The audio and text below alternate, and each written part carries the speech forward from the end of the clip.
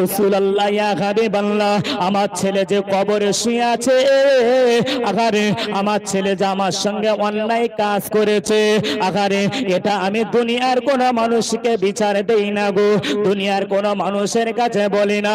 আল্লাহর নবী বললেন, আল্লাহর হাবিব বললে, বুড়ি মা তোমার ছেলে কি অন্যায় করেছে, তোমার ছেলে কি অপরাধ করেছে বলো না। ইয়া রাসূলুল্লাহ ইয়া হাবিবাল্লাহ, আমার এই ছেলে যে কবরে শুয়ে আছে, কবরে আযাব হয়।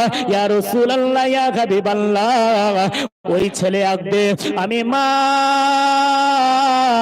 আমার পেটে ছিল, আমার গর্ভে যখন ছিল, ওর আব্বা জানা হায়াতে বেঁচে ছিল না গো, আমার স্বামী হায়াতে বেঁচে ছিল না, আল্লাহ তাকে সাড়া দিয়ে চলে গিয়েছে।